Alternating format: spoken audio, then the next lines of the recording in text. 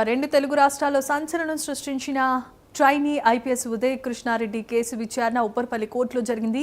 ఉదయ్ కృష్ణారెడ్డి పోలీసుల కస్టడీ అవసరం లేదు అంటూ ఆయన తరపు న్యాయవాది వాదనలు వినిపించారు.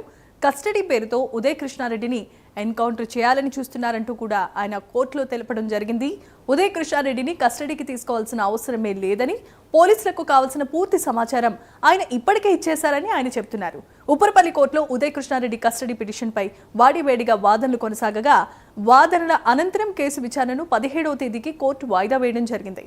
ఇదే అంశానికి సంబంధించి మరిన్ని అప్డేట్స్ అందించడానికి ఎక్స్క్లూజివ్ ఫీల్డ్ రిపోర్ట్ ద్వారా మనతో పాటు సిద్ధంగా ఉన్నారు కరెస్పాండెంట్ కుమార్ చెప్పండి. Thank you Jemimah. అయితే ట్రైనీ ఐపీఎస్ ఉదయ్ కృష్ణారెడ్డి కేసుకు సంబంధించి ఇటు ఉప్పర్పల్లి కోర్టులో ఈరోజు వాదనలు అయితే ముగిశాయి.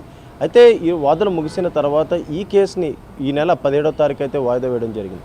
అయితే ట్రైనీ ఐపీఎస్ ఉదయ్ కృష్ణారెడ్డికి సంబంధించి ఏదైతే 2 రోజుల కస్టడీ పిటిషన్కి ఇవ్వాలంటూ కూడా ఇటు పోలీసులు ఉప్పర్పల్లి కోర్టులో పిటిషన్ అయితే దాఖలు చేశారు. ఈ నేపథ్యంలోనే ఇటు కేసు తీసుకున్న ఇది ఉప్పర్పల్లి కోర్టు దీనికి సంబంధించిన వాదనలు కూడా జరిగినాయి.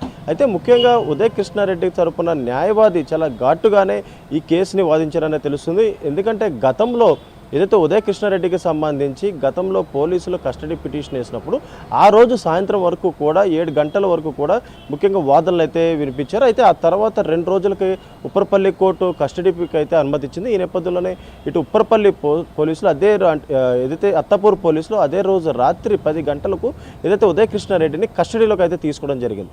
అయితే ఏదైతే రూల్స్ విరుద్ధంగా రాత్రి 10 గంటలకు జైలు అధికారులు కూడా ఉదయ్ కృష్ణారెడ్డిని ఏ విధంగా ఇటు పోలీసులు కస్టడీకి ఎలా ఇచ్చారనేది అయితే ఆయన అయితే ప్రశ్నించారు. అలాగే మరొక పక్క ఉదయ్ కృష్ణారెడ్డిని ఏదైతే కస్టడీ పేరుతోని కస్టడీ తీసుకొని ఉదయ్ కృష్ణారెడ్డిని ఎన్కౌంటర్ చేయాలంటూ కూడా ఇటు పోలీసులు భావిస్తున్నట్టు కూడా ఇటు ఉదయ్ కృష్ణ లాయర్ అయితే చెప్పడం జరిగింది. అయితే మరొక పక్క ఈ కేసుకు సంబంధించి అంటే 72 BNSS సెక్షన్ ప్రకారం ఏదైతే బాధితురాలకు సంబంధించిన పేరు ఎక్కడా కూడా ప్రస్తావించకూడదు. కానీ ఇటు పోలీసులు ఏదైతే రూల్స్ విరుద్ధంగా ఇటు బాధితురాల పేరు కూడా ప్రస్తావించినట్లయితే తెలుస్తుంది. అయితే ముఖ్యంగా బాధితురాల రూమ్లో దొరికిన ఏదైతే నెయిల్ కటర్ ఏదైతే ఉందో అది చూపించి ఇటు కత్తి దొరికిందంటూ కూడా ఉదయ్ కృష్ణారెడ్డిపై అభియోగాలు మోపుతున్నారంటూ కూడా అడ్వకేట్ కూడా ఏదైతే వాదనలు అయితే వినిపించడం జరిగింది.